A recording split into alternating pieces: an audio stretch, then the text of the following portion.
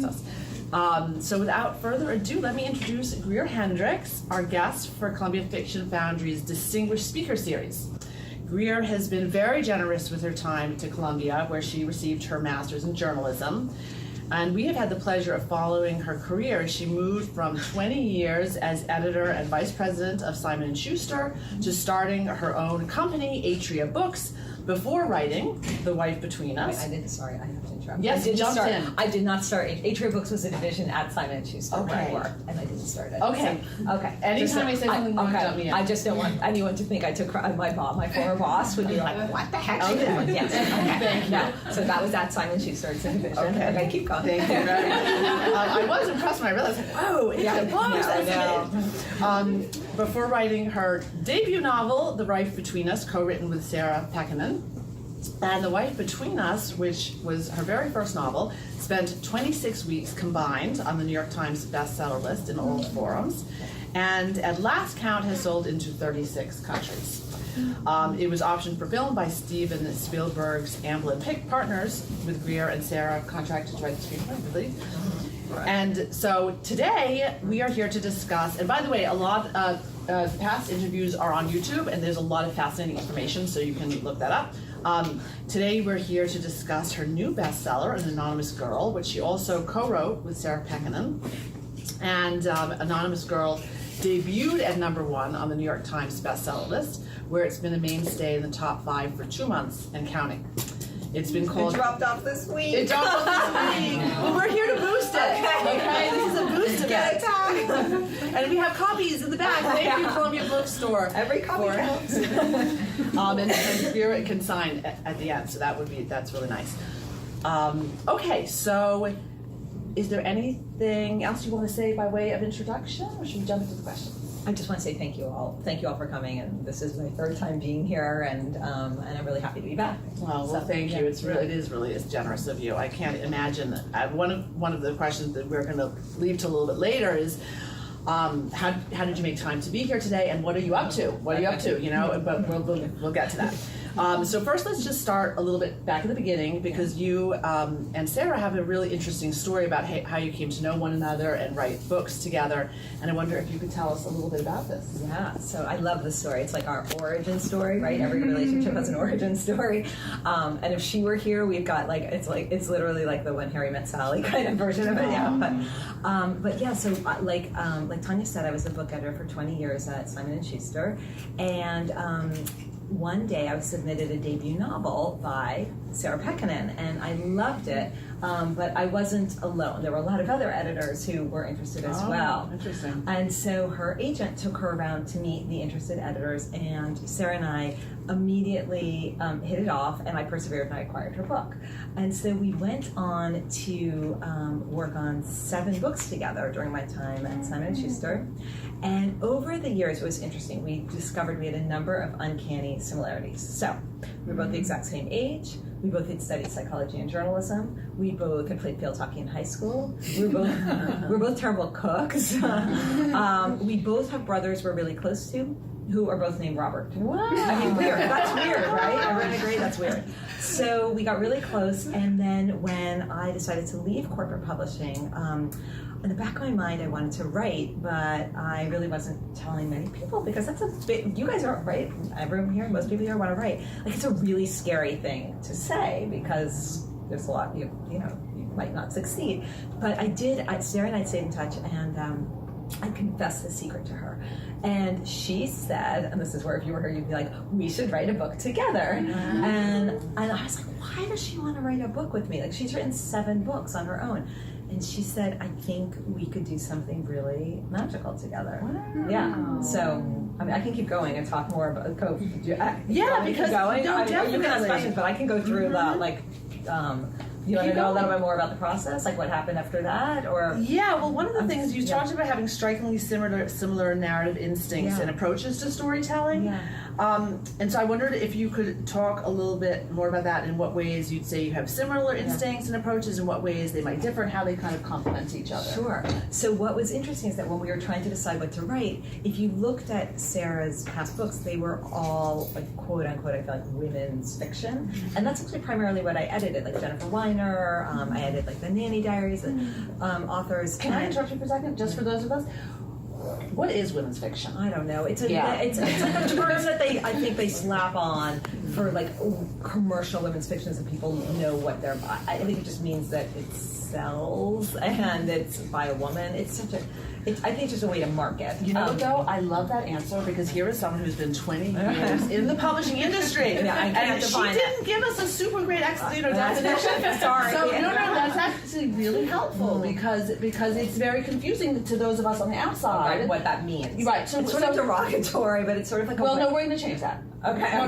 No, it isn't. Okay. No, it isn't. It's a compliment. No. Okay.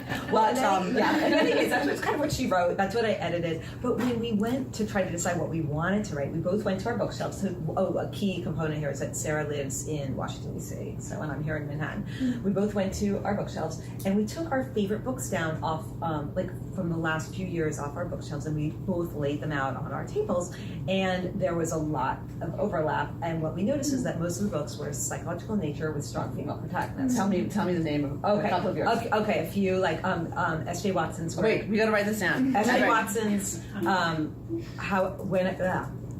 something go to sleep. What was it? How I go to sleep? When I go to sleep? I'm blanking. Hey, all we need is sleep. We'll find it. Okay, you'll find S.J. Watson. It's really, really good. We had a lot of Leanne Moriarty.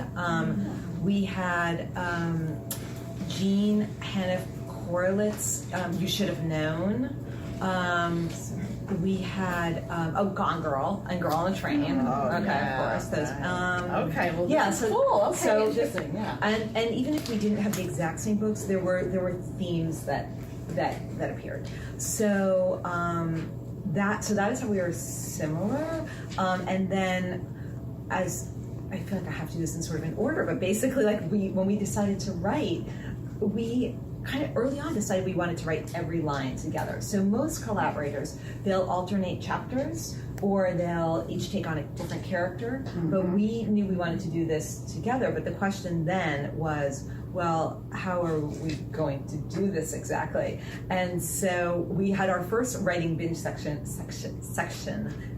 Sarah came up to New York. We holed up in this like hotel room and we wrote like 15 manic pages, and we thought they were so good. We're like, we're gonna set the publishing world on fire. We have really because I'm sorry, I'm all over the place, but we had come up with a lightning bolt idea. So how many of you have read my first book?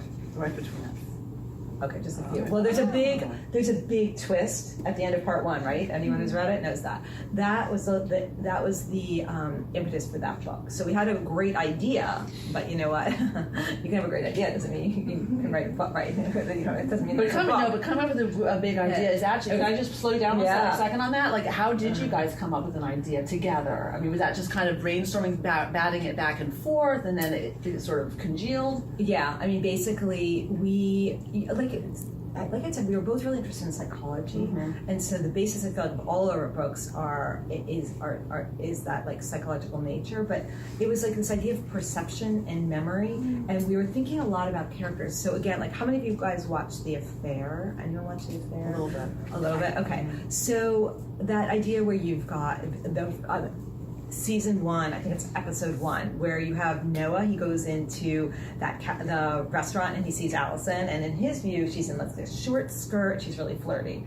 And then the second, then you flip perspectives, and it's Allison, and she's in a modest dress, and it's just sort of friendly. Isn't that life, right? Like we're all here. We're all going to take away our own interpretations. Right. Or you could have a memory with your sister where you're like, oh, I remember exactly what happened. Like, no, that's not what happened. That didn't happen at all. That's a fascinating concept. So we took it, and for anyone who read the book knows we turned it on our head. We did this in a very different way that, honestly, I was like, this is pretty genius. I have to say, it's like I've had one genius idea in my life, and I feel like that was it. So we were super excited by that idea, but then we had to build a whole book around it, because it really isn't. It's great, but it wasn't enough. So we write these 15 pages that were so, we found them, they are so embarrassingly bad. So all I'm going to say for all of you out there is just like you revise, and like, but we were in that manic state of like, we were like having a love affair of like, this is so fun. That's and, so great. And you need that. You got to keep that. We still got to keep that. Do you have, that's well, I'll come back.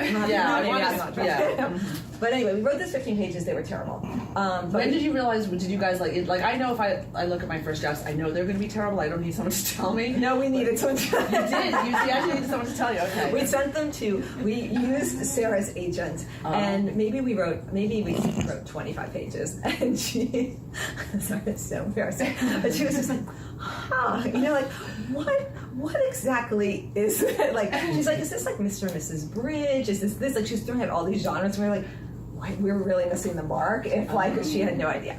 Okay, but that's also, you know what else is interesting there? I'm very honest. I'm telling you guys, it's like, I know probably most writers are like, would not be as, but yeah. No, it's fabulous for us, and thank you for that. But also what strikes me is you're saying this is the first 25 pages. Okay, that's not a lot. So basically, the first 25 pages, you give them to her agent, and on the basis of that, she is able to say, like, I need this is so bad. No, but what she's saying is, and this is for us really helpful. Yeah. On the basis of that first 25 pages, I need to know what this book is about. Yes, that's really helpful information. Yeah, look at you. Yes, that's smart. Yes, so I think she didn't really want to dissuade us, but she did want to give us like a little bit of a reality check. And part of it was Sarah was also still under contract with Simon Schuster to write more books, and I really needed to know if I needed a day job because, like, I need to pay the bills. So we were also in a little bit in a frenzy because we kind of wanted to just know if there was anything, if there was something to this. So we wrote more, and gradually we started to kind of figure out what we were doing, partially because our agent, who is not an editor, put us in touch with a freelance editor, Benet Neer, who I gave you her name. Yeah. And Benet, I feel like, was able to explain to us, like, you have this, there was so much that was working, but how to she kept us saying we need to slow the pace down to draw out the dramatic tension, because we were trying to write a psychological thriller, but it wasn't really feeling like a psychological thriller. I think that was the main problem. And she taught us how to do that. Now we know how to do that. Nice. And she'd say, here's a scene, slow this down. That's so helpful. It was really, she was could just go in. So it wasn't so much the ideas, but just kind of scene by scene. So that was really helpful. So let me, again, backtrack a little bit on that. So you come together, you come up with your concept, you come up with your idea. Yeah. At what point did you plot out a strong, really solid outline, plot outline? Yeah. Okay, so let me just go back to one thing, which is that because she's in DC and I'm New York, and we did want to write every line together, my daughter, who at the time was 13, was like, well, Mom, there's this thing called Google Hangouts and Google Docs, which we didn't know what it was. So that is what enables us to write every line together. So for anyone who doesn't know, I mean, basically, Sarah's in DC, I'm in New York, and we're looking at the same, we're both looking at our computer screens, but we're seeing the exact same, the same words, and we can go in and we can edit and highlight and put suggested mode, and we talk over the computer too. I read this, and I have a really hard time conceptualizing just the logistics of. Okay, so you got the document, you're both talking, you're looking at the same document, but someone has to actually type. She does more of the typing. Oh, we take turns, okay. But she is a much faster typer, and so the majority of the time she's typing, but I'll also it's just weird because I will also just start typing stuff too. It's a weird twiddling. Literally yesterday, there were 3 things that came up yesterday. Let me see if I can remember. We were trying to come up with a street, and at the same time, she said 56th Street, I said 57th Street. Of any street, like why we both picked this up. Then we both were looking for a type of food to serve at a restaurant. We both said Asian fusion. And what was the third thing? The third thing, I forgot what it was, but it was a phrase. We were really in our weird twin mode. So this is actually, you have to write a book about the book.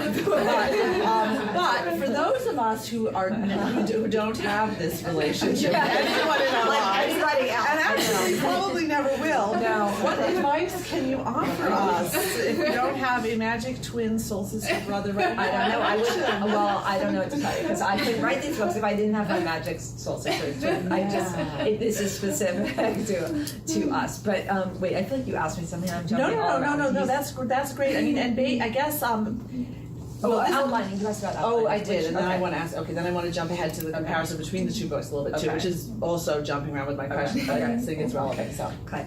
Outlining. We wrote part one. I think we kind of tried to outline part one, and we. And I'm going to stop for just 1 second. For those of you who might have, so is this? Can we assume that, or did you follow the same process for the second book? So when you're telling us about the first book now, but like technically we're supposed to be talking about the second book. Okay. So did you, in terms of the process, did you follow it, or did you learn something from the first process that you changed in the second one? Okay. So the first, because we sold it to a publisher based on part one and an outline for 2 and 3, we had. Okay, wait a second. Stop that. Okay, so you sold the first book, based on right. And I know it wasn't complete. That which is unusual. That's not going to happen to any of us. Forget it. Just okay. But that was because she had written 7 books. Yes. I was an editor, and the big twist is. I keep teasing that for those of you who haven't read it. There's a big twist at the end of part 1, and it was so. We knew that if we ended on that twist, and then we wrote an outline for 2 and 3, like that was going to be pretty sellable. And again, I needed to know if I needed a job. Like I had to know what was going on. So. We do have a similar process. So first of all, we do that Google Docs, Google Hangouts. Okay. We go to each other's cities, although now we've been meeting in Philly, and we like to get giant Post-its and try to outline and whiteboard. Like when so that change, that's something. No, that's both. That was both. Okay, that's both. We try to outline, but there's something almost weirdly serendipitous about our process, because I feel like there's like things percolate in our subconscious that we don't know are going to be plot twists, or that they're going to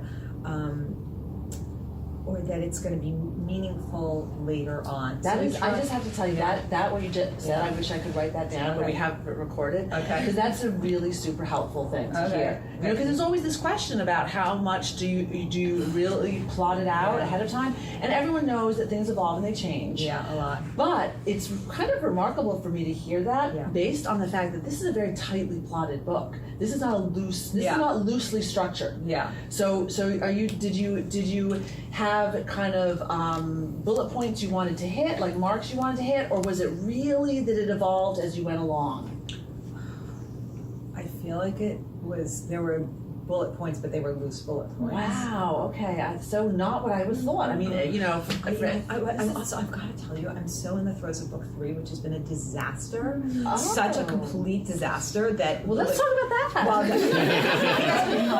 that it's been so tough that, and I feel like we tried to do book 3 the way we did 1 and 2. Oh, wow. And it didn't work. So I'd like to say, I wish I could say to you all, if you do X, Y, and Z, it will always work, but it doesn't. But that's also helpful. It's like children. Like if any of you children. That's like exactly right. These are all our children, aren't they? They are. Of course they are. So you love parts of them, and then oh my god. So book 3 is really a troubled child at the moment. Yeah. And by the way, the characters' last names are more. Some of the characters are more. They're these 2 sisters. They're more. M-O-R-E. So I'm telling you that maybe I'm a little psychic. I'm sorry. I'm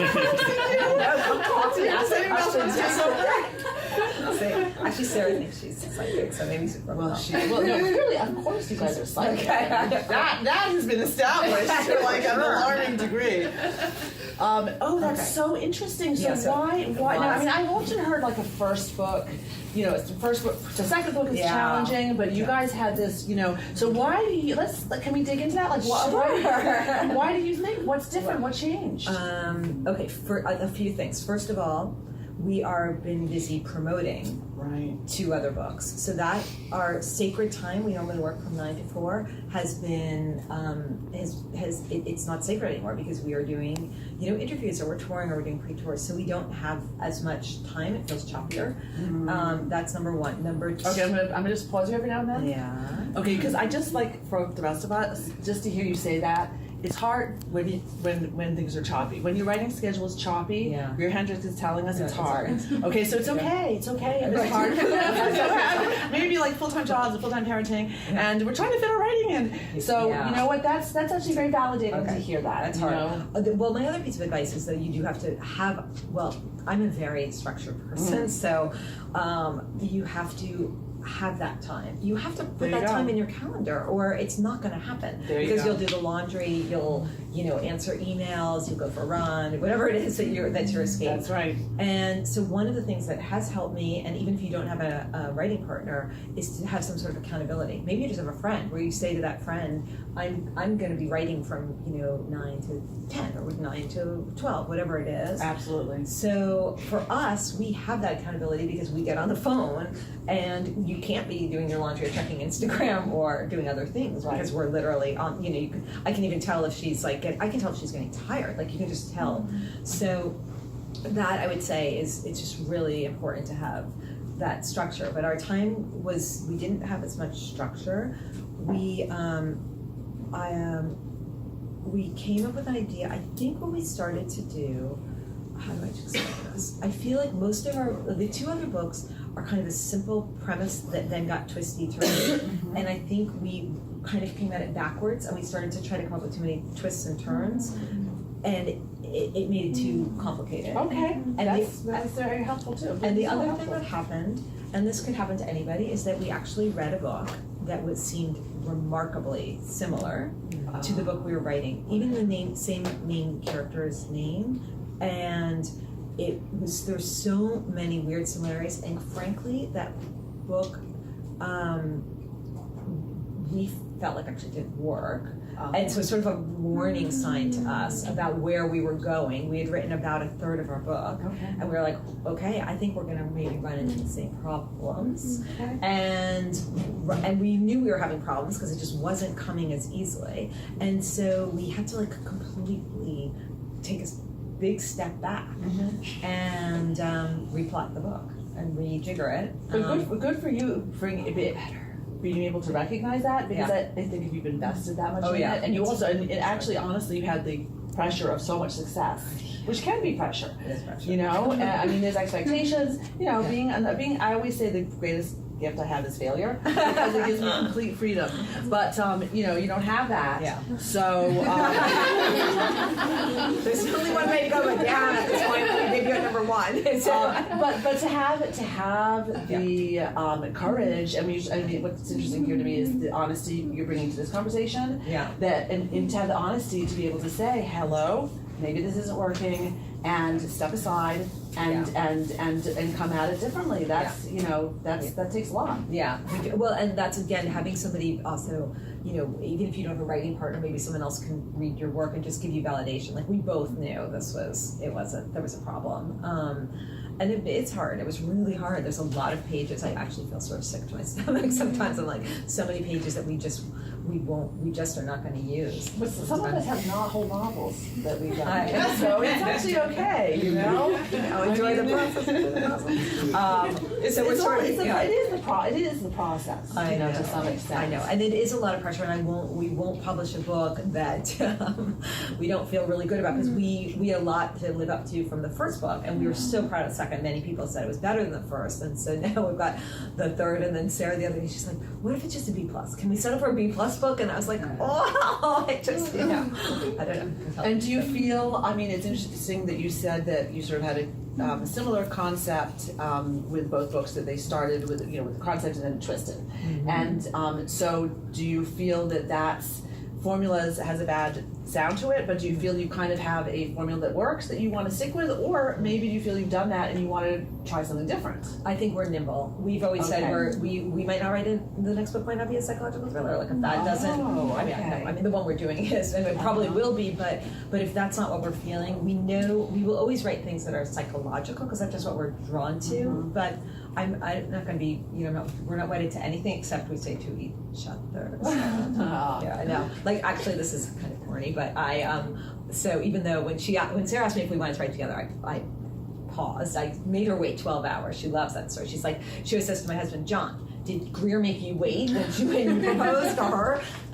Which I didn't. But then for the celebration of our first book, I had these necklaces made. This is a circle for forever friendship, and I had the colors of our book, the first book, and then I added a charm to the second one. So we always say there's room for many more. So hopefully if we can ever write the third book. Okay. Yeah, okay, that's fascinating. And in terms of Anonymous Girl, it is very psychologically driven.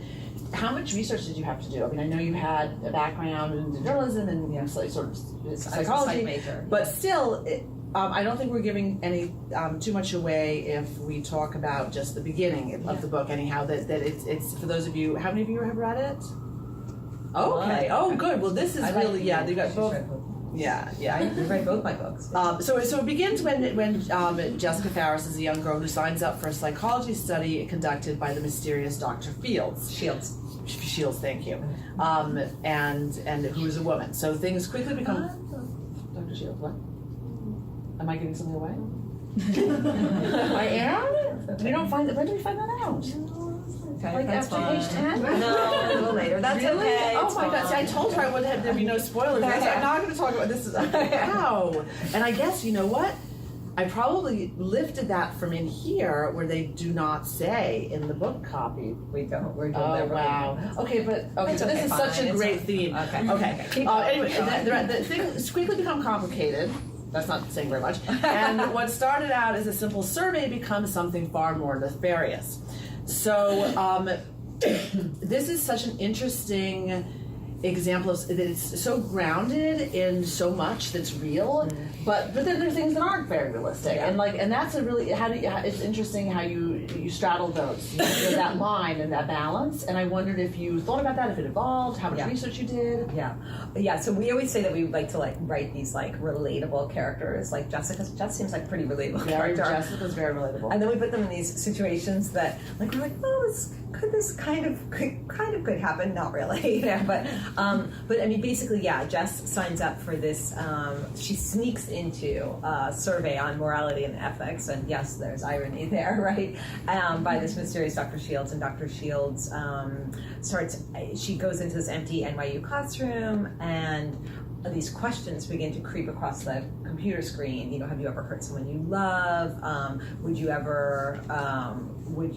Should a punishment always fit the crime? Like weird questions. And then Dr. Shields pretty soon asks Jessica to take these morality questions to the next level, and Jess is doing these real life morality experiments. So we loved doing the research on the psychology. We do sprinkle real life psychology experiments in there that inform what Dr. Shields is asking Jess, and that was really fun to do that research. That's probably the only. So how would you do that? You just Google psychology experiments? Yeah, and then we were trying to find... Was that generative too? And yes. So it gave you ideas? Yeah, and then trying to find psychology experiments that fit the themes that we were looking for. Okay. So we might look up, perception or whatever the thing was, and then try to fit those. And I'll bet as a journalist that must have been right in your wheelhouse. I love doing that. That was that was super fun for me. And then, I mean, we also, both of us have been in therapy. I'm not that. So, we have experience with, seeing a therapist and sort of that weird dynamic of being really intrigued by your therapist. That's it. And wondering, are they, is your psychologist or psychiatrist intrigued by you? Well, some of us have had inappropriate relationships with a therapist. Oh. So, is there something you'd like to tell us? I think many of us. They're not all that healthy. So, that's a very rich vein. To mine. And we deliberately, I don't know if you're going to ask this, but I'm going to tell everyone, that we wrote the Dr. Shields sections in the second person. Yes, I definitely want to ask that. Okay, that was very deliberate. Well, let me just, so it is an alternating point of view, where Jess is first person. Yeah. And Dr. Shields is in second person, which is that's an unusual decision, that's an unusual choice, narrative choice. So I'm really curious what your thinking was about that. And it works, it really works. Well, we wanted the reader, one of our goals was to have a real sense of immediacy for the reader, to feel like they were being forced to answer these questions alongside Jess. So, and I hope that as the reader, you do feel that way. You start to answer these questions. Do I believe there's punishment choice with the crime? Have I done this and I did that? And so to have that second person, that also just added to that immediacy. Here's, I guess, another tip. We did write the sections, each section in the first person, the second person, and the third person, both Jess and the therapist. Wait a second. Say that again?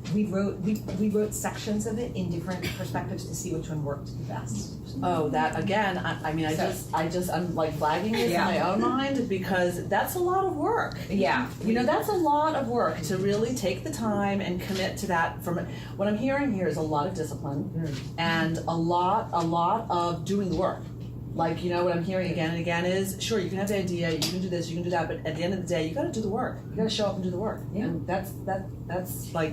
And you've got to find the best way. Like what was going to be the right way to tell this story. Yeah. We did that, and that's a part of the book now too. We really were struggling with one whole point of view and how to do it. And we've also been kind of going back and forth about and doing a lot of reading. Like we reread The Firm, or at least the beginning of The Firm, because that we thought might help us with the third book for various reasons. Like just going back and rereading like Stephen King's On Writing, or reading like we've got this plot and structure book that we like. Which one do you like? I think it might just be called Plot and Structure. Okay. Actually, do you know that book? Oh. Is that what it's called? I think so.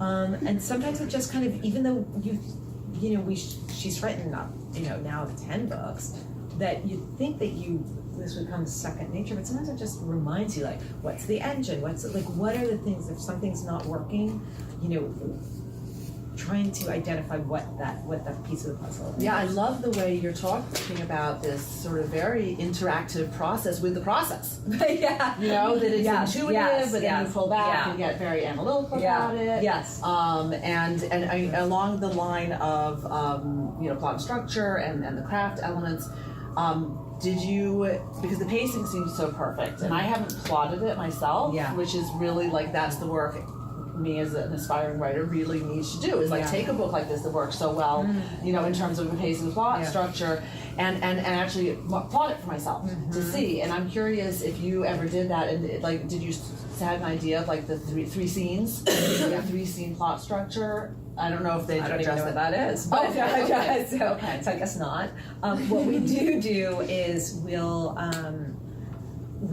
go through and be very clear about how many pages a certain chapter is, because just to make sure the pacing's right. Jess's chapters tended to be longer than Dr. Shields, but you can't have a chapter that's if her chapters are 2 pages, to just make it kind of have a flow. Sure. We also the way we work is we talk about a chapter. So that's why when we start to write, I think that twin language comes, because we've spoken so much about the chapter before we even start to write it. And we are very conscious of how we're going to get into the chapter and how we're going to end the chapter. Oh, that's really important to us. And you know that kind of ahead of time? Yes. Ooh, what's our end goal? What's our end goal for the end of this chapter? So each chapter has its arc. Yes. And then in terms of the overall book arc, did you, so with each chapter you kind of know where you want to begin and end? And we do that with the parts as well. Where do we think part 1 is going to end? That's is that the question you're trying to ask? Yes, that was, thank you. Yeah. Yes, that is, so we have a sense of the beginning of what the part 1 is going to be in part, and we do write 3 parts books. That's there it is. That is what 3 acts. Oh, okay. Yes, that's cool. what we're doing. Yes. Oh, you do? Yes. So Each you one is 3 decided, parts. why, and so is that based on this plot and structure book, or just? No, I think that's based on Sarah. Maybe that's how Sarah did. I have no idea. Yeah, I mean that is sort of. It's sort of standard. It's sort of standard, right? It's sort of it's very standard, but how many people don't actually do it? Right. That's why I was curious if you did it, if that was conscious. It is in your conscious, process. but I don't know why it became. Okay, but right. yes, absolutely. Oh, okay. It sort of helps us break things down. I think that's the other thing. If you think about a whole book, it feels really overwhelming. Like when we're starting that, any book, God, how are we going to ever get to, 400 pages? It's really daunting. But you have to just think about it sort of bit by bit. And did you find, because I also find that it seems that way in the beginning, and then by the end you're running out of words. You have you start going over. I mean, it's actually common to go over in words. Oh, you mean make it too long? Yeah. But it sounds like you had the structure built in, so that would really limit you. You're not I think so. We didn't. I don't think we've struggled with that so much. Okay. So. All right. I want to give time for the audience. Yeah, Actually, there's a lot more to talk about, but.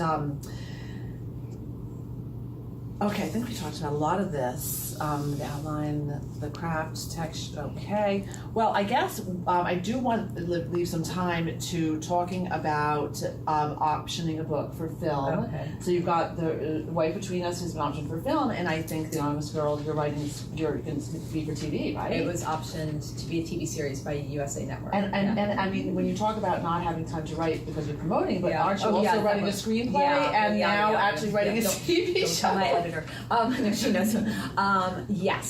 So we are writing. We're not writing a TV show. No. Oh, you're executive editor, executive producer. Whatever right? that means. That is. We're like we Google everything. Google's our best friend. We're like Google. What does executive producer mean? As you can tell us what it means. You know. It means that our name will be like if it gets made, our names will be like on that, and right. That's good. That's pretty. It's cool. very good. It's very good. Yes. And I think we can maybe earn some money if it ever gets But made. do you have to do anything for that? No, but we wanted as much collaboration as possible. Like we'd love for them to turn to us for our thoughts and feelings. So far there hasn't been very much of that. Okay, so this one has been optioned, so they have not yet. There's not in production. What is it? No, it was literally actually process? First it was optioned by E1 Entertainment, which they are like. I call them almost like a packager, and they found a husband and wife writing team who loved the book, and the husband and wife writing team went and pitched it to like the Netflix and the Showtimes and the USA, and so USA is the ones who loved it the most and bought it, and so that literally just happened like a month ago. So. But it's also good for my publisher, right? It's great they can say it's an opportunity to TV series. I mean, whether it happens. Well, and also they can be that can also sell more books, right? Yeah, well, hopefully it will sell. And then the movie was a little different because that when we sold the book to publishers, and that was very exciting. A lot of publishers wanted to buy The Wife Between Us. It leaked to Hollywood. And so what does that mean? Like, so when it leaks, so I mean, just sort of getting into the nitty gritty of this. Yeah. So you so the agent, you had an agent, the agent sold it to the editor. Yes. And so at that point it's been bought. Yes. And it hasn't yet come out. So there's a period of time between when the book has been bought, the manuscript's been bought, but it has not come out. Yeah. And it sounds like a lot happened in that time. Well, for us a lot because we hadn't finished writing the book. But for anybody, even if you've finished your book, it can take about a year for a book to be published. But in your case, I feel like I read that there was all of this buzz that happened. Yeah. So it was almost like, so it could debut. How could a book, for example, debut on the New York Times bestseller? Because my publisher is amazing and they did everything possible. I mean, we gave them a lot. I mean, I think we gave them a great book, and the book had sold to film, so they were able to like capitalize on that. But they got out the book. Once it was done, they started to get all their sales reps to really read it really early on, and then they brought us into their office, and Sarah and they just brought a bunch of people in, and Sarah and I spoke, and I think then they realized, Sarah, if you think I'm charming, you should see Sarah. She's really great. So they saw us together, and we're like, it's different. It's a different way to pitch a You're book. soul sisters. Come on. We're soul sisters. and it's like a different way to tell a story. Like people really were interested in the way we did this. So they're like, we could get them in front of people. Right. So they sent us out on this pre-tour, and we talked to lots of booksellers. But this is I didn't know how much went on pre. Oh, a lot before. And actually, you're telling me then the book was sold to the movies based on that first part. Before it came out even. Before we'd even finished the book. Oh my gosh, I had no idea. Yeah. That's so interesting. Yeah, that was, and so we spoke to film people, and they were really interesting because they then wanted input on parts 2 and 3. They were giving their suggestions on parts 2 and 3. That must have been helpful, actually, just from was it not? It was really helpful. And then we rewrote it to our editor. She's like, "But this isn't the ending I bought." And then we went back. It was really interesting. That's so crazy. But what they said, they gave us some key points, which was about like characters having agency. They speak in a different language, and it's actually helpful because our books are very. I think they're pretty cinematic and visual, and so you can see how they would be adapted. So their input was actually helpful. They're very smart. They think about things in a fast, quick. But so the book sold, and then they tried to find writers to adapt The Wife Between Us, they really couldn't find anyone who could kind of figure out the take on it. And so then Holly Barrio, who's the head producer on it, asked Sarah and I to meet with her. And Sarah and I had been on tour, and we were like literally, we met Holly in New York. We fly into LaGuardia. We are pulling out like crumpled, stained dresses, like we're going to meet like the head of Amblin, and we're like in a bathroom stall getting dressed. Like, what does this look okay? Does this look okay? Aww. And we go, and we meet Holly, and she was so great and real. And she's like, I wanted to meet with you guys because I wondered if you guys would want to take a stab at trying to write the screenplay. Wow. And so, and this Sarah loves this part because Sarah of course was like, yes, and I was like, we need to think about it. So Like any good marriage, you yeah, have to so, talk to each other. So we did. We thought about it, and then we wrote a first draft, which Okay, so pause on this. Yeah. So, she's written 7 novels, you've Yeah. written now this bestseller, but you've been in the publishing world, and you sort of cavalier say to us, Yeah. well, we read our first draft of a screenplay. Yeah. That's another whole new thing. Yeah. Did you Google that? You must Yeah, we have did. Googled that. Kind of right to get back. Sarah, in her spare time, used to like write screenplays for fun. Like, Oh she my just, gosh, like, yeah, wow. She- But that's really helpful Yeah. in terms of her structure and pacing She and did. everything else. So she had way more of a beat on how to do Okay. that than I did. And that's a real formula too, really a formula. Definitely a formula. You really have to. I mean, there's no, it's pretty much all dialogue. You've got to distill your book down to 120 pages. So that we really did have to plot out. We took like our favorite scenes. Look, we didn't. They want something totally different, so I can't say we're very successful at that. We did what they actually had asked us to do, but now they think it should be something different, which I've heard is also pretty difficult. I mean, I just know, I can say that people who work in the industry, it's all collaborative and it goes through a million, it's writing by committee. It's quite different. It's from, yeah. So, but it's fun.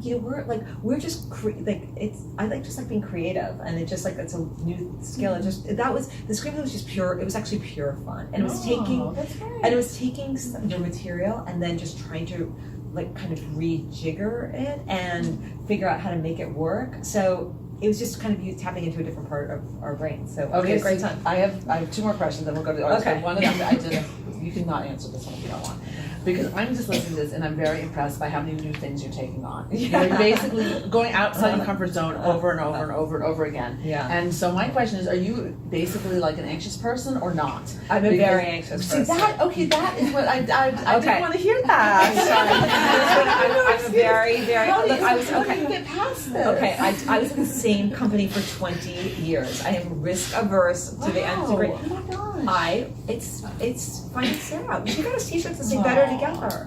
I'll cry. Literally, I'll cry like we are because we jumped off a cliff together. Wow! Oh my god! And also, what's the worst that could happen is that it wouldn't work. This is where she's great. Like, let's just try it. If they don't like the screenplay, who cares? What difference does it make? So, like, why not write a book together? What else was I doing? I know it was so much better to do it with her, to have someone by your side. When you're struggling, and you can just turn to someone else and say, oh my God, I have no idea what we're going to do. Then there's someone like, hey, well, we're going to figure it out.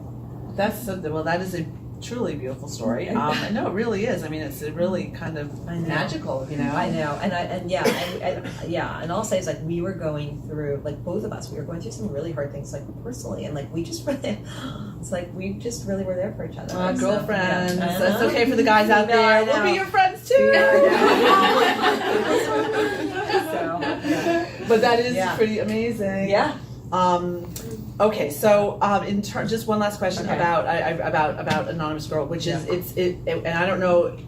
I'm going to let you answer this however you'd like, because I don't want it to be a spoiler. Yeah. But we do, now that we've revealed that there are 2 female protagonists. I'll forgive you for that. Yes, and one of them is Jess, who's young, kind of young, but really interesting. And the person with power is a woman. Mm-hmm. So that's kind of, you're not taking a typical, male-female power dynamic, but it is happening in the Me Too era. Yeah. And this exploration of power dynamics between people of different stature or different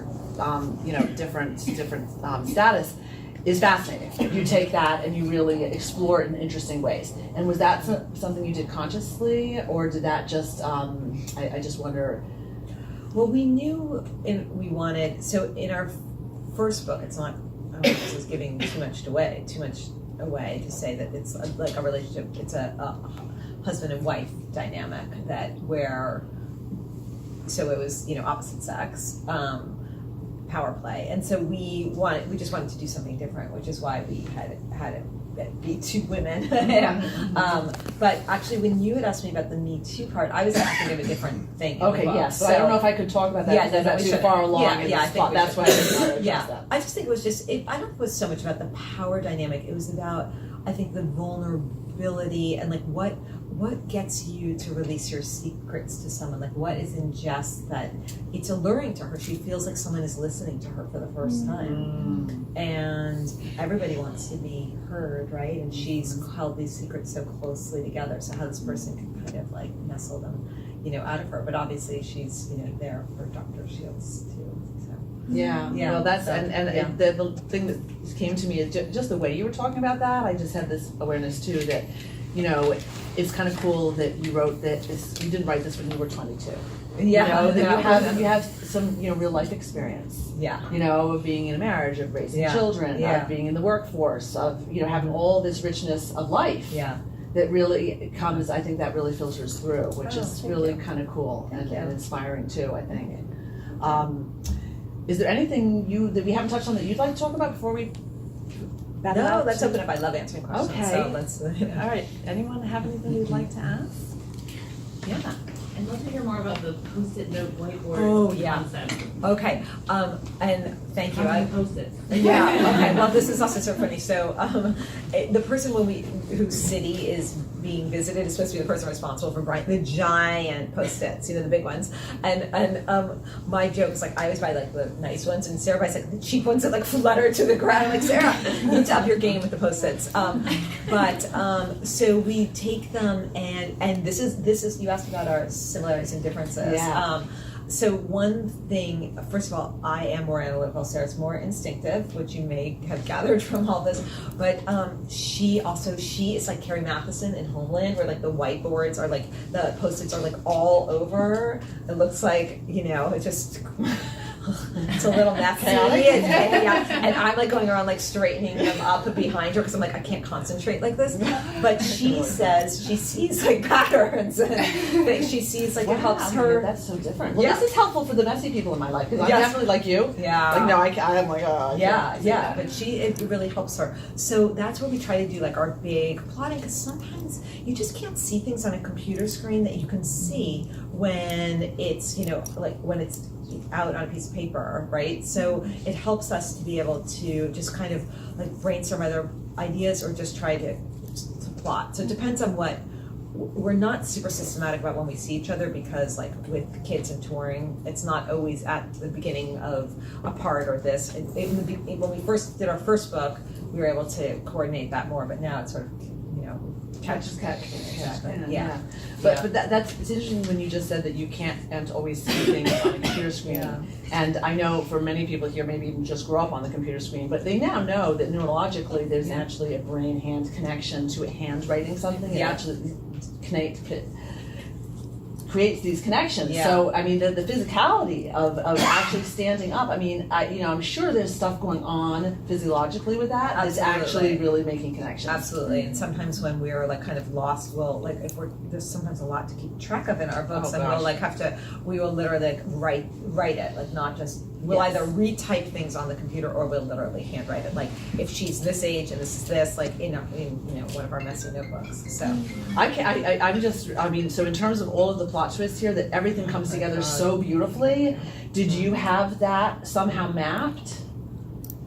Or even like after the fact? Like are there or you have very, very steel trap brains? No, not at all. No. We joke that we have one brain, but it takes both of our brains to keep track of everything. That helps. It does, but we do. We sit there and have to, especially like again with wife too, would be like, does this make sense? Does this make sense? Does this? But we reread constantly. Like we're working away, but then we'll go. So we work together from let's say 9 to 4 on a good day. But we both go in early in the morning. I mean, I was up at 7:30 this morning editing pages, and I do it all in suggested mode, and then she'll go in and accept or reject, and I was like, why did she reject that? So we'll work at weird hours to go in and add add more, just make notes, and we're constantly sending each other, like, here's a podcast you should listen to. I'm podcast obsessed. Can we just throw a few podcasts out there for those of us who are trying to get into it but are not very good at it? Oh yeah, well, I mean, I listen to a lot of like NPR politics podcasts. Okay. I listen to How I Built This, which is all like entrepreneurial, like startups. Wow. I listen to Happier in Hollywood, which is about these two showrunners and their collaboration, which I find fascinating. I listen to just The Happiness Project, Gretchen Rubin, who I just love. Yeah, I that's love her. great. I edited her first book. Oh, you did? Yeah. Oh, nice. And then I listened to all, I listened to Serial, I listened to Yeah. Homeland, I Okay. don't know. Okay. I listened to a lot of, in your free fictional. time, yes. When I'm sleeping, or when I'm walking the dog, or exercising, Okay, whatever, wow. so, I find it very soothing. Yeah. So in your collaboration, do you guys give yourself a timeline? Like, we're gonna have a first draft in 6 months, or how do you stay on track? Well, so for the first book, we didn't have a deadline in a way because we wrote part 1 until we felt like it was ready to be submitted. And then we did have a deadline for parts 2 and 3, but we gave ourselves plenty of time because the publisher didn't want to publish it for nearly until we just had a lot of time. How much is a lot of time? So we 5 years? No. So we had finished. Yeah, I guess it's not a lot, but we had finished. We sold the book on May 25th. We had until January to finish parts 2 and 3. So you do the math. I counted my fingers too. Okay, 7 months. That's To not do- a lot. Okay. It felt like fine. It was enough good. time. Oh yeah, actually you had all day to write. I forgot that. Yeah, Okay, we had all I forgot day, that. and we also we in theory had it plotted out. Yes, So that right. was fun. Oh, that's huge. Yeah. Then, because the first book had done so well, they wanted the second book to come out in January. So we had like a year, and but somehow this book we struggled for a while trying to figure out what it was going to be. But once we did, it came quite quickly. Wow. Okay, now book 3, which was like sort of due. Like in 2 weeks. I mean, we literally, I'm not kidding when I say we have like 30 pages. So we have more because we have those pages that we're not going to use, and we have thought about it, but we're really under the gun. So I actually literally feel sick. So Okay, but I'm curious. Like I look at Marilyn Robinson, one of my favorite authors, who's written like 3 books in her whole life. Yeah. Okay, but then each one is absolutely brilliant. Yeah. So you're under like what exactly is that pressure? I mean, I know is it a momentum? But is it a momentum thing? Is that real though? Like if it took, for example, 2 years instead of 1 year between books, would people truly have forgotten about you and they wouldn't read the 3rd book? Like, what's that about? I don't know. I forget about it. I don't know. Well, you know what? I don't know. Yes. We don't want to let our editor down. I was an editor. I feel like I But sometimes maybe she's being unrealistic. No, she's been very kind. She's so great. But to expect a book every year, is that realistic? For some people, but maybe it's not. maybe I don't know. I'm sorry. I don't know. Oh my God, it's all going up on YouTube. Jennifer, I love you. I'm doing everything I can. I should be writing. She's working so hard. Like you see what she's going through. You're up at 7:30 in the morning, Jennifer. You're exhausted listening to her. I'm doing circles under my eyes. I'm working as hard as I can. And she's here. I mean, oh my God. I'm promoting. I'm doing the best I can. Are you gonna kick me out now? I don't know. We're gonna get it done. I feel it. I was feeling really good this morning, Jen. It's all coming together. Okay. Any questions? I don't know. Whatever. I'm very ambitious. What can I say? Yes. I'm ambitious. Well, you put a lot of pressure on yourself. I do. Yeah. Okay. I just want to go back to the post-it question. Oh yeah, the postage. Yes. Can you share, if you're willing, just what specifically is on the post-its? Yeah. Okay. Is it a seed? Okay. This like for anonymous when we were like brainstorming. I mean, it's everything from like we're like knife or gun, blood. I mean, certain like sex objects. We were like thought we were gonna make Jess like more like sexy or whatever. Like just like throwing all these like just crazy ideas, like kind of just stream of consciousness. And I will say Sarah was supposed to take the post-its down. I was in DC, and we're always in a frantic frenzy to get work done and me to make the train. She forgot to take them down. I thought I was gonna be on like a whatever, do not fly list. God knows what was on those post-its. So But it might be like here's act 1, act 2. It might be specific. It just depends on where we are in the process. Just sort of a free-form brainstorming, trying to tap into different sort of like different creative juices. So again, it was a lot more systematic with part one, with the first book than now when we just don't have that luxury. Like we have to get together. And then we do these like writing binges, and we just wear exercise clothes and don't leave the hotel. Yeah. And you had a question back there? So as far as like your revision process, did you find that it was harder with another person or easier because you were an editor? Like what does your revision process look like? Harder with another person, meaning with like my co-writer? Yeah. Well, no, I mean, I feel like everything is easier when you have, for me, having a partner. But again, I don't think that's for everyone. I think some people would kill each other. They would just be like, I don't think it should be this way. For us, if we disagree on something, if one of us doesn't feel like it's working, then we both agree it's not working. And so, we know that something is not working. And then we just talk and talk and talk and talk about it. So there's nothing that we would let that we can argue our points, and we might say, let's put kind of a pin in this one and maybe come back to it. So that's really helpful. But in terms of revising, I think we love being edited. I mean, to have an outside perspective. We have, with both books, the first 2 books, we had both an outside editor who read it before we even gave it to our editor, because as an editor, there's just a limited capacity, and our editor is also the publisher, so we always want to give her things in as great shape as possible. And also we had beta readers, so like I have a lot of smart friends, and I would give them the book too, and they weren't really making major changes, but some of it was because we do have so many twists and turns. Sometimes we lose perspective on, does this make any sense? Has the pace too slow and they've already guessed it, or are we going too quickly and they don't understand what's happened? And so we would rely on the kind of just the smart readers to give us a sense of that as well. It's hard when you're living a book, like 24 hours. Yeah, of course you lose perspective. You have to get some kind of outside. So it's interesting that you had not only the editor, but the beta readers, and for us, my workshops are so important. really helpful. Really helpful.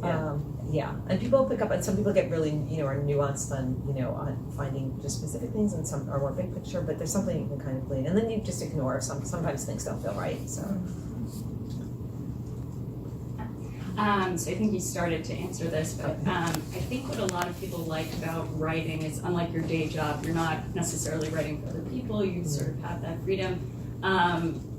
But did you feel like at times, because you were you writing for each other at times? Did you find that constraining, or how did you decide together who to write for, what type of audience to write for? Interesting question. I feel like we're kind of writing for what we would want to read. So that's why it's, I think, just been really fun. And that I would say to anybody, when you pick a topic, you really are going to have to live with this for a very long time, and then you're going to have to talk about it over and over again. So just be really passionate about whatever it is that that you're choosing. So I don't feel like we picked a specific audience. We just picked kind of a story that we wanted to tell. And I figured I'm not very unique, so if I like it, other people might like it too. Well, it was interesting too when you gave the list of books that you both kind of liked, and of course you edited her, so you liked her writing. So you had that sensibility. Yeah. So we would sort of naturally go. Like I know at one point I decided I was going to try to write romances, and I read lots of Danielle Steele, and which is not what I normally read, and I tried to write it, and it was impossible. It's impossible, so you kind of almost can only write what you can write. Yes, right. I agree. I agree. Yeah. So, anyone else? I have a question about Yeah. shared character creation and what it's like to work with a co-writer and create a character. It seems to me that it's easier to do the plotting together, the two people doing this together, how the plot transpires. But with character creation, you can kind of create that character from the outside in, or you can create that character from the inside out. And did you guys sit down, you figured out what the character looked like, and what her habits were, and what her background was, and then delved into how she was internally, or did you both sit down and get an internal sense of a particular character and then go from that sense to figuring out her exterior attributes? I feel like it's sort of simultaneous. So, for example, in The Wife Between Us, we knew that we wanted the character to be like this young woman who was about to get married, and she was going to be like with this kind of controlling man. And one of the first images that we ever thought of for that character was the husband.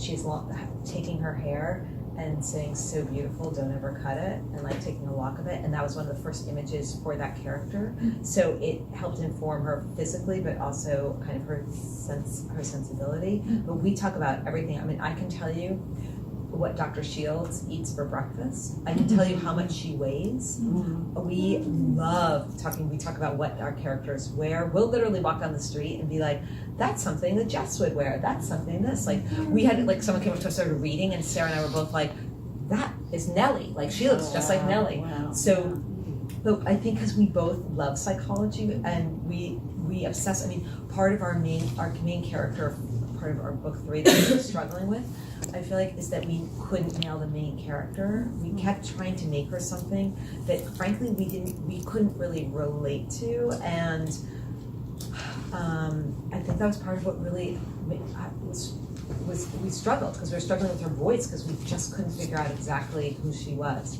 That's a really good question, really interesting. And then I have one question about how did you find your, I guess you would call it development editor before you Our freelance editor came through our agent. So some agents really do a lot of editing, and our agent is brilliant and wonderful, but she's not an editor. She just knew that it wasn't working, so she put us in touch with Vinay, who was I would say is a very good scene editor. That's how I would describe her. Is that a question, Will? I'm sorry. No. Okay, sorry. So, I'm somewhat new to the fiction world, and like in nonfiction, it feels like people will write back to you like 3 days later if they like your pitch or whatever. Like, do you have any sense from your time in the editing world, like how quickly are you hearing from people if they're like, "This is awesome," you know? An agent, you mean, or I guess, an editor? You can, right? You're mostly only pitching agents for fiction, right? And with agents, are you have you pitched at all or no? I just Not in okay. fiction, no. So it's a little like I never really had to do that because I just go on to Sarah's agent. But I think fiction tends to take longer, especially if you've written the whole thing. Although usually an agent isn't going to want to see the whole thing. They'll probably just ask to see a synopsis. Then they might ask for 3 chapters, and they might ask for more. And then I think it really depends. It can really depend. I think some stuff just gets kind of, looked at really quickly, and some stuff I think it's tucked away, and it depends on the agent and their process, and it depends on if you have any connection to the agent. So I think it can really vary. And the same thing with books selling to editors. I think if you have an agent who's really well known and they really pitch you up with a lot of hype, your book could get read, in 24 hours. And then if not, your book could be put on, speaking as an editor, sometimes if I didn't know the agent, I didn't know the author, and I had 27, other things to read and books to edit, it could sit on that shelf for a long time. So, and I think just from that's changed too. It's great that people can submit digitally now, so you can submit it more to more people. But the downside of that is it used to be you would always get a response, and actually now agents will even say they don't even respond if they're not interested. So that's tough, because it can be, if they do respond, it could be 6 months, or 3 months or whatever it is they'll say. But if they say if they don't necessarily even send a form response, you don't know how long you're waiting. You know what I'm saying? So it's kind of, but you can find all this. I mean, they all have that information on their submission website. And if you're trying to find an agent, my best advice is to look in the acknowledgement sections of books that are similar to yours and that you really like. and then write to them. And the more specific, I mean, it's probably pretty obvious, but just if you can flatter them, be specific. I love this author of yours. I think my book is like this person's because XYZ. I mean, don't oversell yourself, but it's like nobody's, it's not, I'm sure Stephanie Kip-Rotzen, who's the agent for, Gillian Flynn, if you're like, this is the next Gone Girl, she's going to be like, throw it in the garbage. Yeah. But if you can find, another, some smaller comparisons, just do your homework.